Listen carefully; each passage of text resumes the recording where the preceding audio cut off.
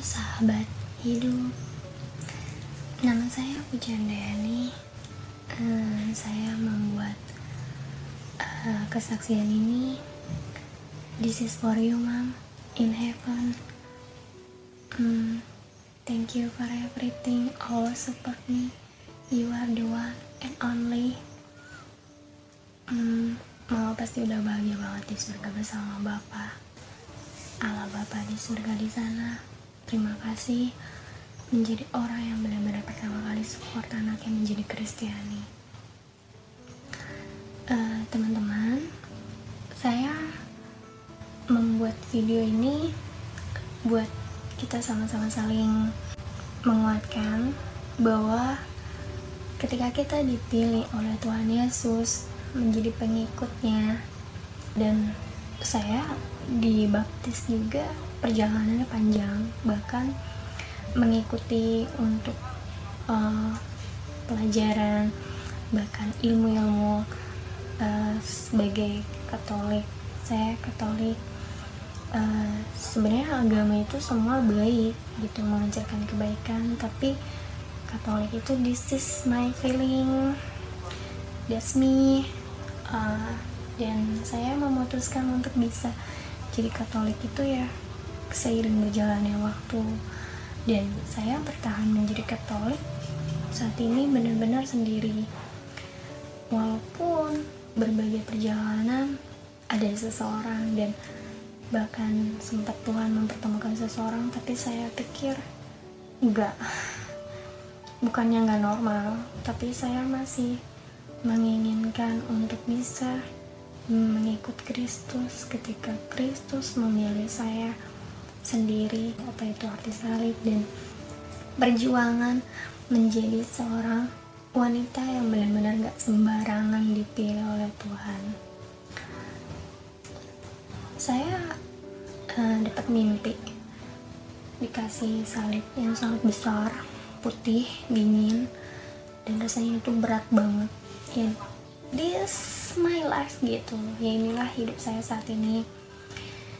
Untuk kedua kalinya lagi saya diusir dari rumah, dan hal yang saya gak terima adalah saya gak diakui, dicoret oleh keluarga itu yang benar-benar keluarga membuat saya menjadi saya untuk time to go.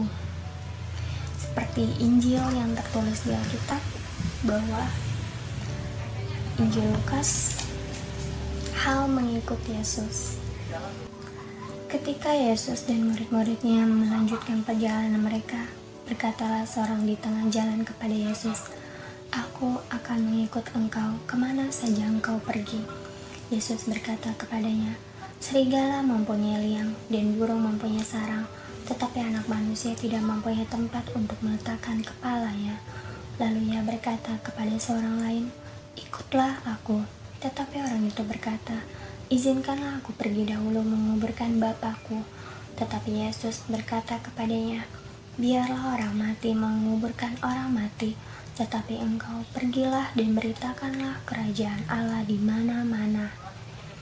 Dan seorang lain berkata, "Aku akan mengikut engkau Tuhan, tetapi izinkanlah aku pamitan dahulu dengan keluargaku."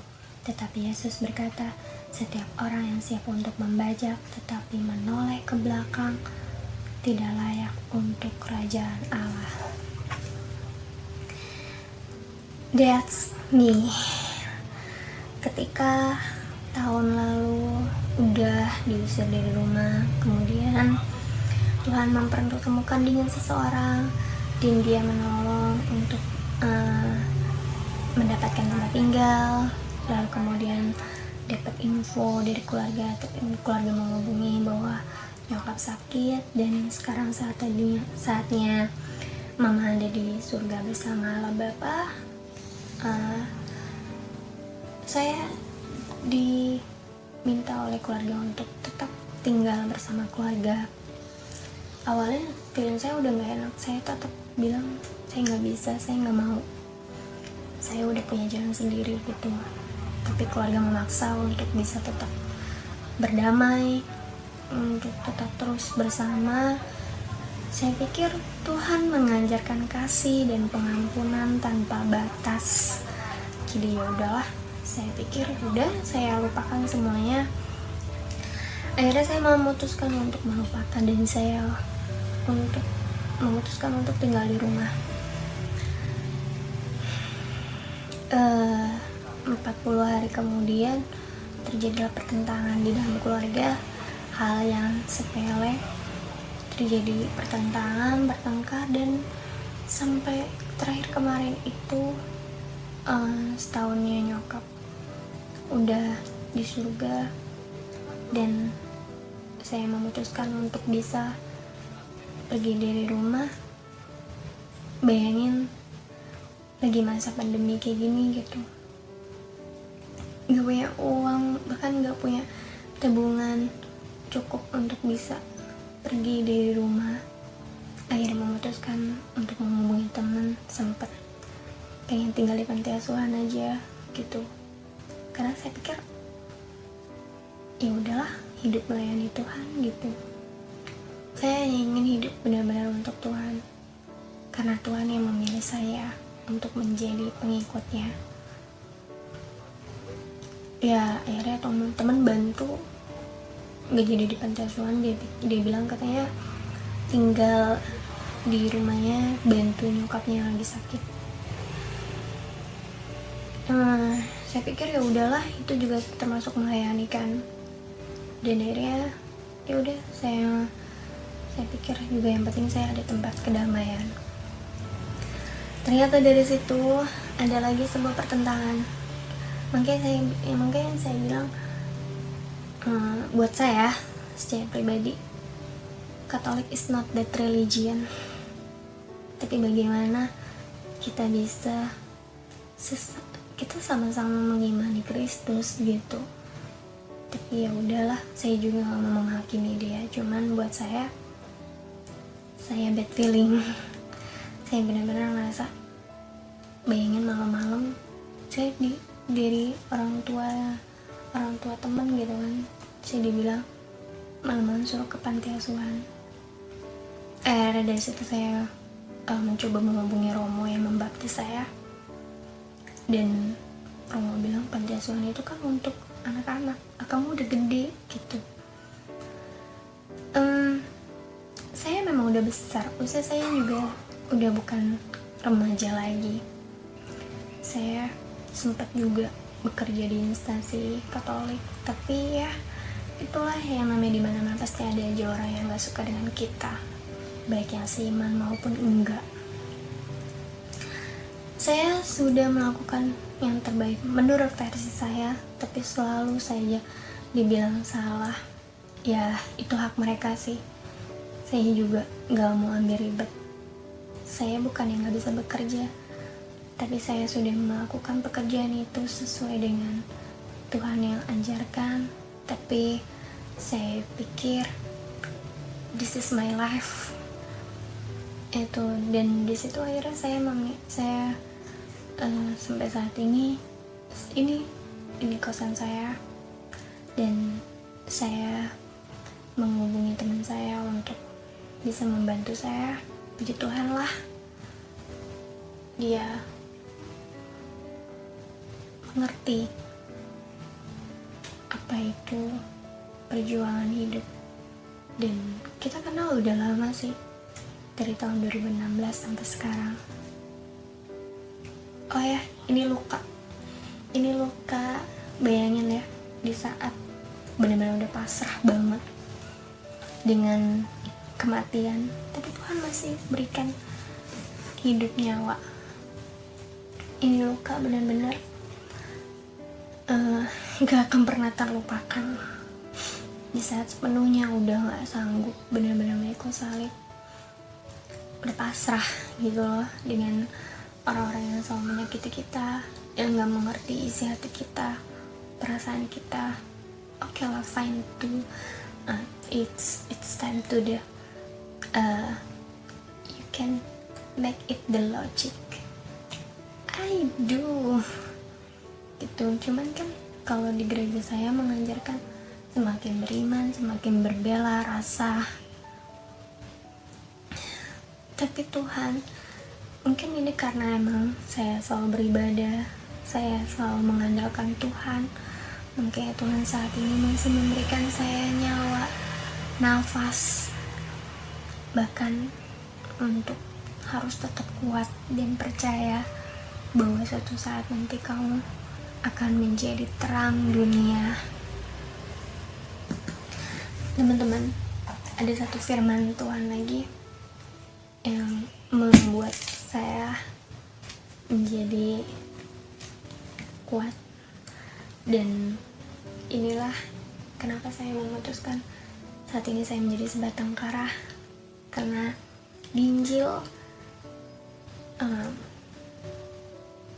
bersabda,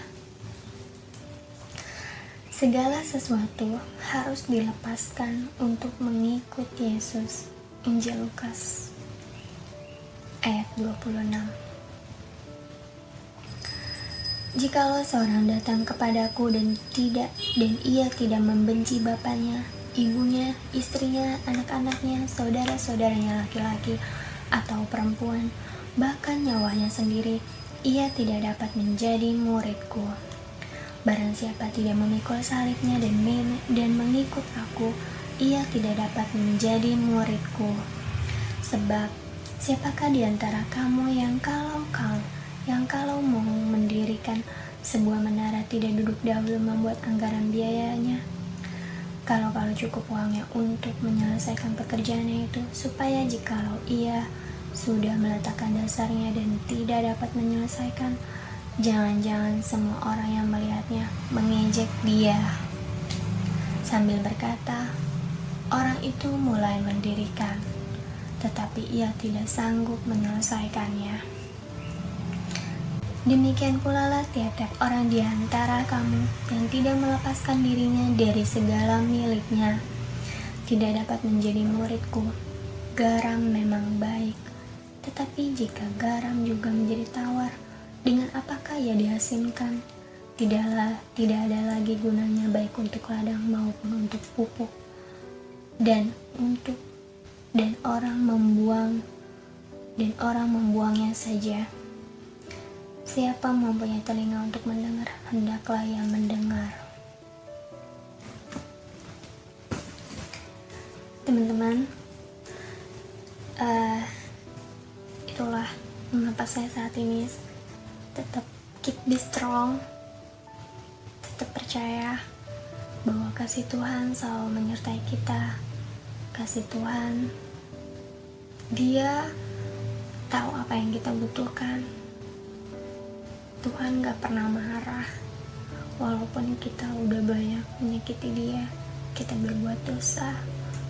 Bayangin, dulu itu saya tuh muslim 100% gitu, pakai jilbab, Al-Quran saya tahu, saya hafal banget gitu. Kayak saya berpikir, saya benar-benar merasa, Tuhan terima kasih, saat ini saya sudah menjadi manusia baru, menjadi yang baru, dan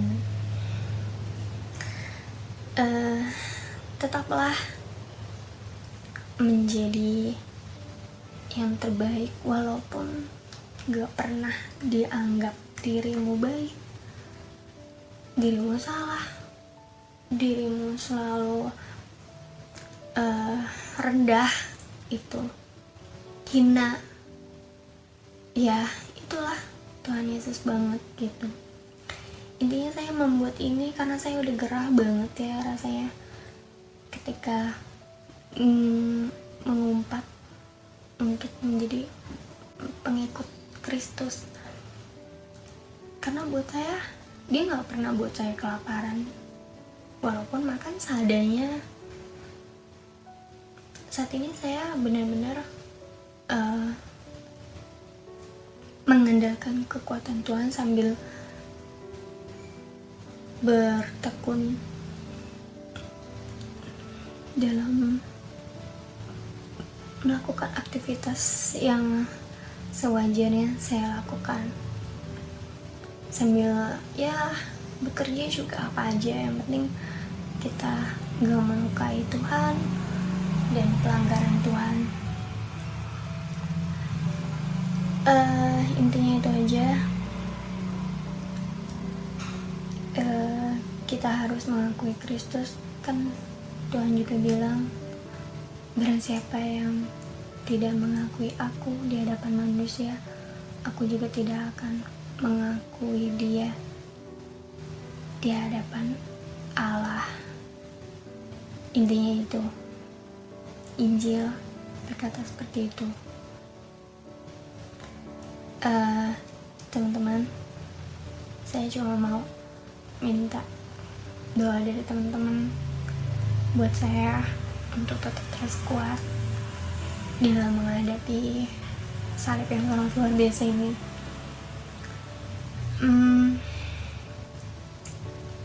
Ini bukan cerita rekayasa, tapi ini kenyataan. Dan jujur saya sebenarnya malu cerita ini, tapi ya udahlah, saya buat ini untuk ibu saya karena dia bangga anaknya saat ini menjadi Kristiani. Thank you teman-teman. God bless you.